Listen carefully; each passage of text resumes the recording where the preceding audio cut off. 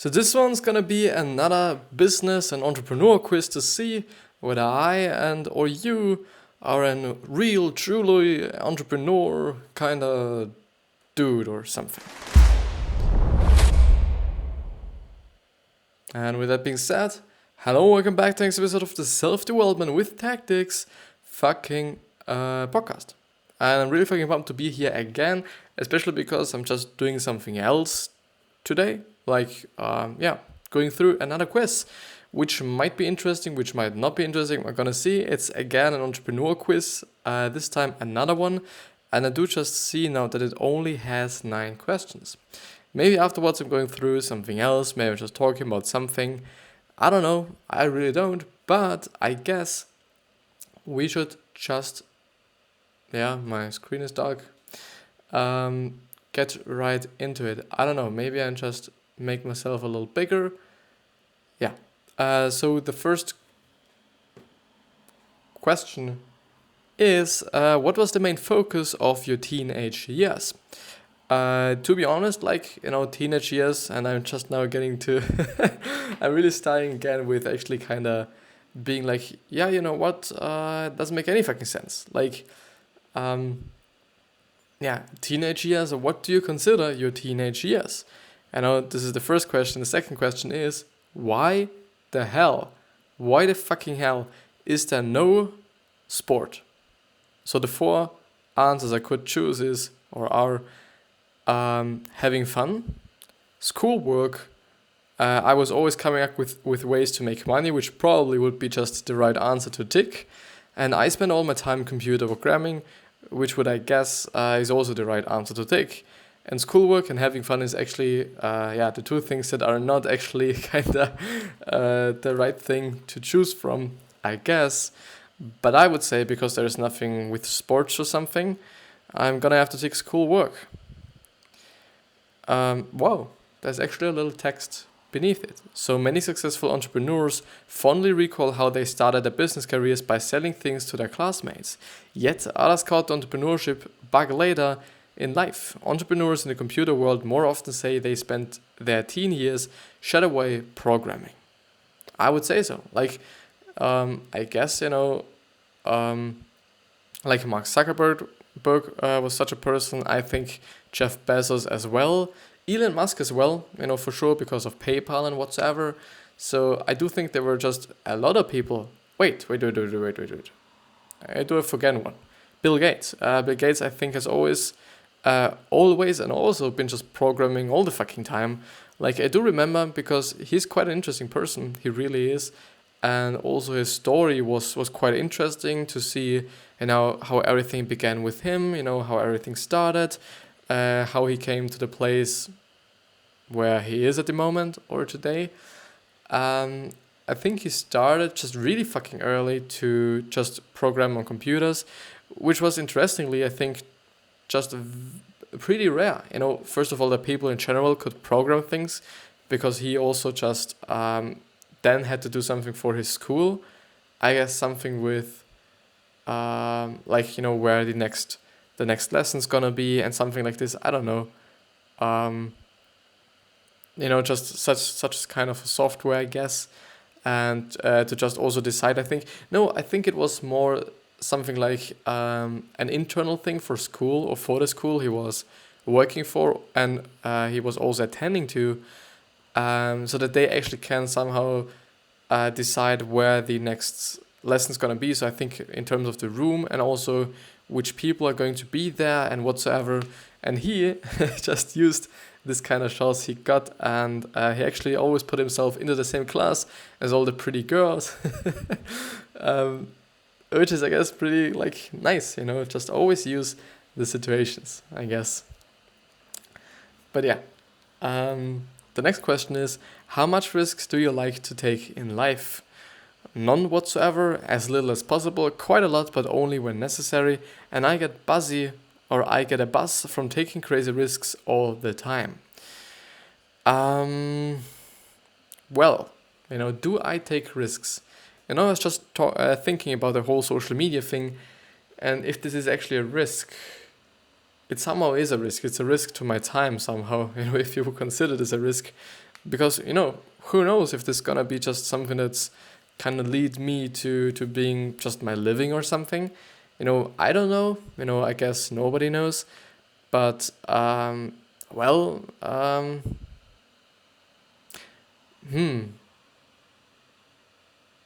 well, there's nothing in just the middle of yeah I do and no I don't. There is no whatsoever or none whatsoever, and there is as little as possible, which is basically like none whatsoever, and then quite a lot, which is a little bit too much, but I think I'm gonna still tick quite a lot. And let's see what they say.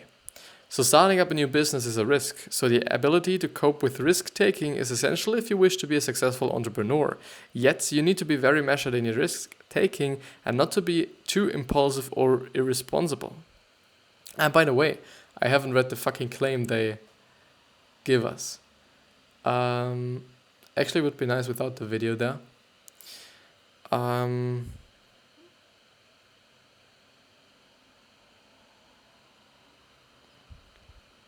So disclaimer, this quiz doesn't predict how well any individual would be able to launch or run a business in the real world. It is based on business theory and is not a substitute for professional guidance. How was this quiz made? The subject of entrepreneurship was a long history, but in terms of our knowledge of the characteristics of successful entrepreneurs, it is still an emerging area of research. To develop this quiz, we have thoroughly studied the existing literature and worked with Brian Morgan, professor of entrepreneurship at Cardiff Metropolitan University, to focus on the psychological characteristics and managerial competences of actual entrepreneurs. More information on setting up your own business is available from gov.uk by Sherry Fletcher, Robert McKinney, Ransom MP, Will Small, and Nassar Tofik and John Walton. Yeah.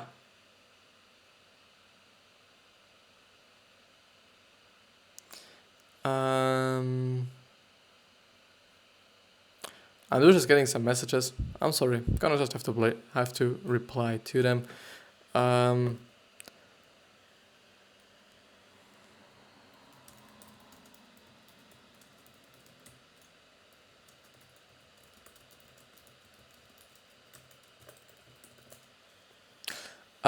But yeah, I think it's pretty important that they actually give you some sort of an something like this, because it's not really an actual kind of thing. It's not a really actual kind of test, even though I hope that all the people that are actually kind of coming to this website already know. And by the way, I am on www.bbc.com/news/business-338514339 for all the people that are actually interested in actually taking this test as well, and all quiz as well, and especially for all the podcast listeners that might be listening. And I'm normally always just putting, or the last time I've actually put the exact link to this website and also to this article or quiz, whatever you want to say, into the video description. So if you want to check it out, I guess, and I hope I've also put it into this video description. But yeah, let's actually see. Let's get to the next question. So how much work are you prepared to put into your new business? A few hours a day, 12-hour days, but not at weekends, 10-hour days, 6 days a week. Like all waking hours, 7 days a week. Well, the thing is, it always depends on whether I like the business. But I think it's in terms of me actually liking the business, and I'm just really also kind of obsessed with it, which is actually one of the things that a lot of successful people are like. If you kind of have a look at Jeff Bezos and Elon Musk, they just have incredible days. Jeff Bezos not as much as Musk has, because Musk totally works a fucking lot, but this is because he's so fucking obsessed with what he's doing. And I do think if what you are doing is something that you deeply like, that you even love, that you're so passionate about, then I guess that you would just, work pretty hard for it, especially if you're capable of doing everything, and if you do just have such a big goal, and or yeah, such an unreal goal, even with like colonizing Mars and whatsoever. I do think, yeah, quite a lot of people that are successful are obsessed with what they are doing. And I do think this just shows, okay, the people just really fucking like it. They just really fucking like it. But yeah, let's see what the next question is. Actually, voice getting pumped. But let's see. So what would I do? The problem that I'm facing here is a few hours a day, probably not. Like, if it is actually something that I'm kind of passionate about, I would for real just work pretty hard for it. 12 hours a day, but not at weekends, and 10 hours a day, 6 days a week, is just like the same fucking thing. Like, would I work on the weekends? I think I basically would. Because if it is something that I really deeply like, I would just do it because I like it, all waking hours. So, like, it's pretty tough. And I also do not want to choose something that's not quite me. Like, I just really have to think about it. So I would definitely work 10 hours, I guess. Like, it really is, like, when I'm just really passionate about it, I would totally do it.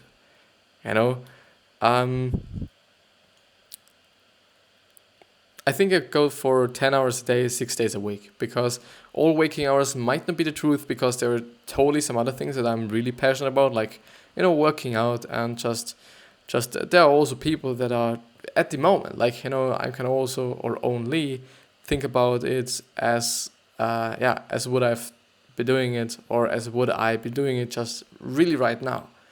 So I think I'll go with 10 hours a day, 6 days a fucking week, which would be 60 hours. Yeah, would be. So running a business takes up a lot of time, especially if you want it to really grow. How much of your life it absorbs depends on what you want from your company. Really is the truth. Like, if you really want your company to be the best fucking company on the fucking planet, then you just gotta have to put in the work. Which is like, yeah.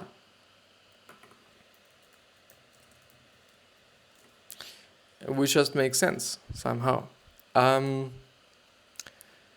But yeah, the next question. Should scroll up a little bit. So why would you want to become an entrepreneur? Do I even want to? Like, I do really think that I'm not an entrepreneur. Like, I really think I would consider me or myself a little bit more like an artist, I'd say. I don't know if I'm just that entrepreneurial. I really don't know. I think I gotta just have to find it out and just then, tell it you and kind of just bring it to you or something. But I think at the moment I'm really not an entrepreneur, I guess. I'm really not. Even though I'm thinking about it and just talking about it a little often, maybe a little too often even. I think always when people are asking me whether I'm an entrepreneur or not, I would say no, I guess.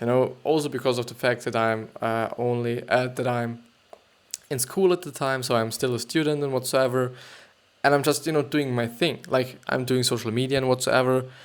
I don't know if this just counts as being an entrepreneur. I somehow do not think that. What is actually kind of the definition of entrepreneur? So an entrepreneur who had set up his own firms, businessman, businesswoman, business whatsoever.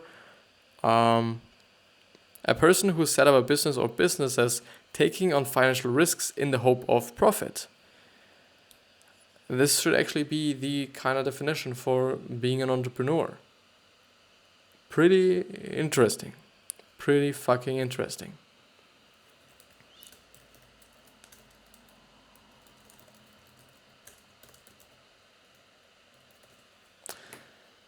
But still, let's see. So, why would you want to become an entrepreneur? To make as much money as I can and live the high life? Totally not. To be my own boss and work around my family commitments? I can't stand having to take orders from someone else. I would love to run a successful business and help improve the world around me. I think I would take this one actually, because To be my own boss and work around my family commitments, it's quite the half truth or half of the truth. Like, I do just really want to be my own boss, also because I somehow do not really kind of, stand taking orders from somebody else, especially if I consider the person as not better than me. If it is actually a person that is better than me, I really think like that this is totally okay. Like, I would totally take suggestions, advices, and whatsoever. But well, I think it's more in terms of orders than advices and suggestions and whatsoever. Because the thing is, I think that you can actually learn from every single person on this fucking planet. Whether it's a poor person, whether it's a rich person, whether it's a young person, whether it's an old person. For sure, tendencies are like, okay, you will probably learn more from an older person because, he or she is just older and has more experience and whatsoever. But I still think that you can even learn something from children as well. Like, I really think so. I wouldn't really say that you can only learn from people that are better than you. But in terms of taking orders, I don't know, like for sure, to some degree, you just have to say like, okay, if this person is actually kind of above you in terms of the hierarchy in your company, there just has to be a reason for that. Like, either it's because, he's just a better manager or something. This could actually be the case. Like, this is just really kind of, would make just sense. Or, you're just not good at what you're doing and he's better. And then it really is like, okay, taking orders then makes sense for me. But if it is actually like, okay, I could actually be the manager and or somehow, I don't know. Like, I think, it really comes up to the person, I would say. It really comes up to the person at the end. So speak to any successful entrepreneur and they will always say they aren't in it for the money. Instead, they speak about higher goals such as their love for what they do or their desire to make a positive contribution to the world.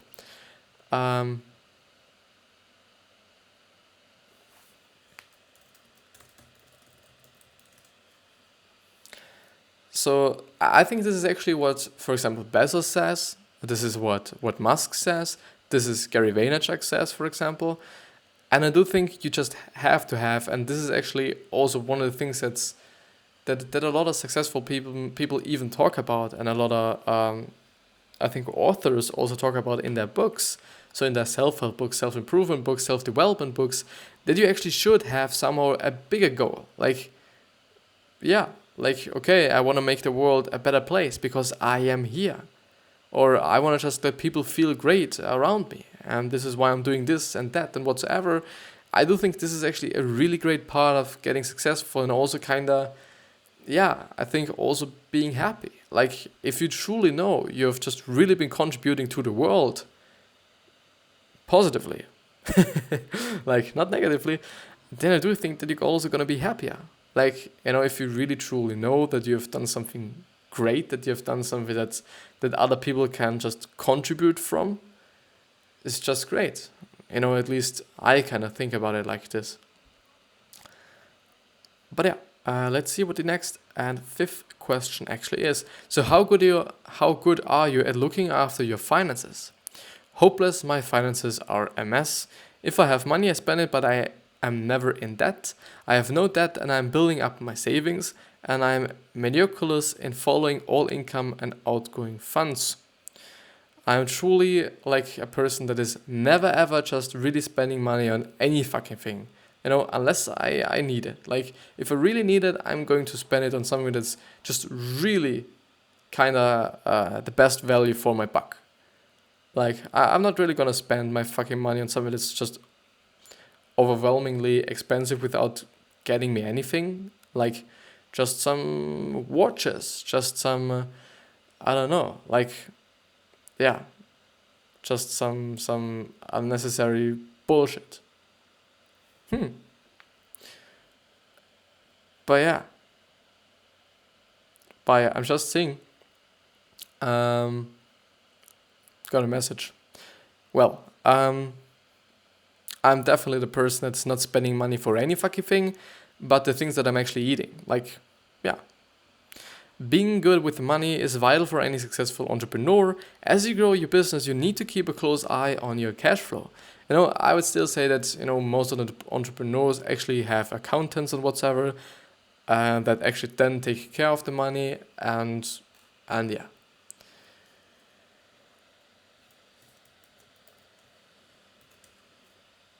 I think this is, what most of the people would do somehow. Like, yeah. The next question. Like the next question. So how well do you cope with setbacks? Actually, one of the questions that is also being asked in the other one, so in the other summary and or the other quiz that I've gone through, I think it was actually yesterday. Yeah, it was yesterday.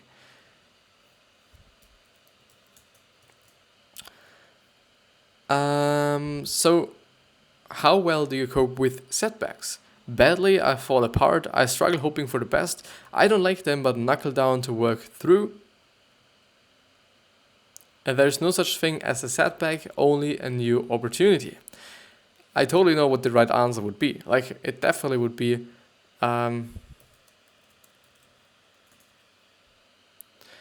it definitely would be the last one. Like, for sure, you're gonna just have to look for new opportunities, and this is what I also would like to choose.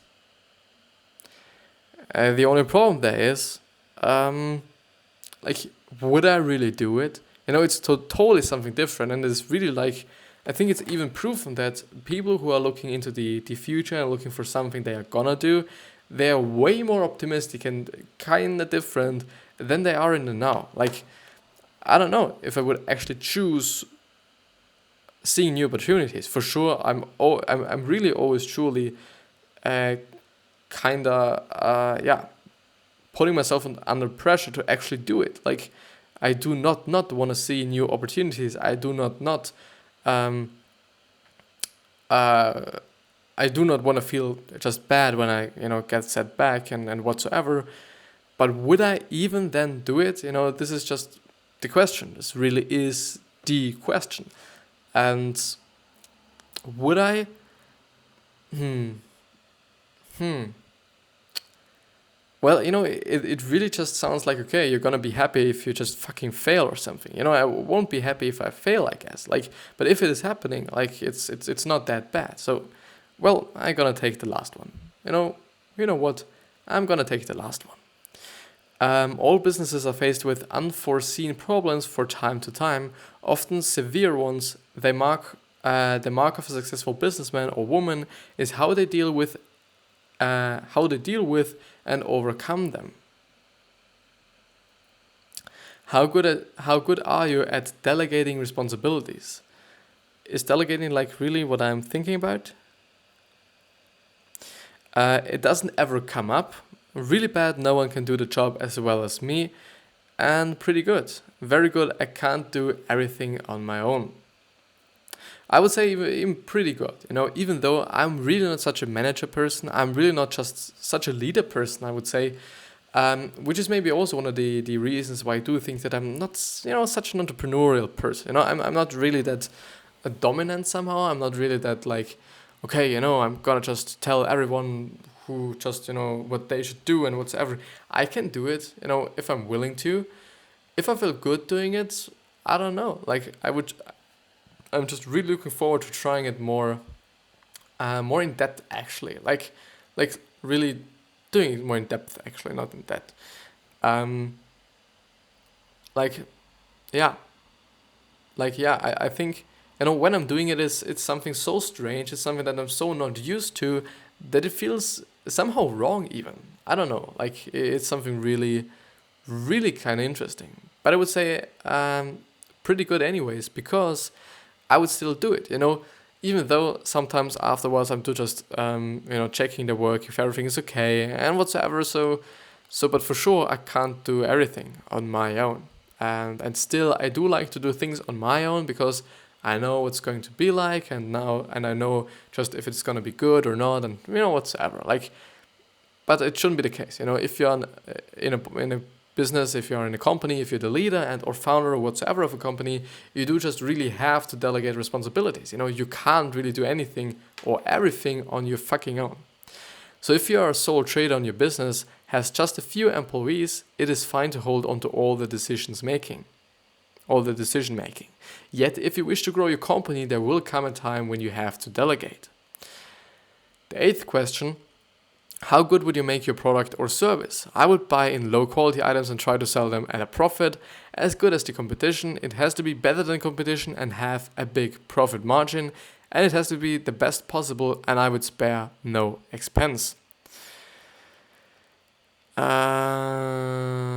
I would take the least one, or the last one actually, because the whole emphasis or the whole emphasizing on the big profit, I don't know. Like, for sure, I'm willing to make a profit, but I don't know if it's that important for me. For sure, it is really important for a fucking company, because if you do not make any profit, I think you're not gonna sustain the business. But yeah, what you sell has to be good value if it is going to be popular. However, if it is very expensive to make, it is likely to be too costly for most people to buy. Well, yeah, like, for sure, just makes sense. And now the last question: what would you do if you were offered a lot of money for your business? Say yes and relax into early retirement. Say yes and be happy to stay on a senior employee. Say yes and immediately launch a new business, or say no because my business is my life and I want to grow it. Well, it definitely depends on the situation, but because of the reason that I just know that I really like to work and that I really like to do things, I guess I would probably say no. But also starting a new business would also be interesting as well, I guess.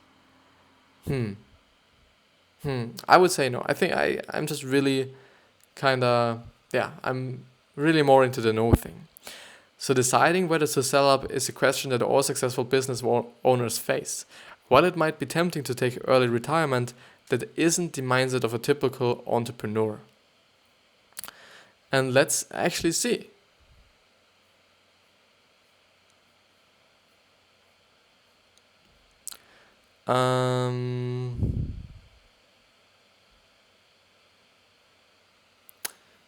So your product may be too expensive. You decide to spare no expense in producing your product means that you will have to pass on this cost to the consumer. This means a high price tag and a possible struggle to grow your business.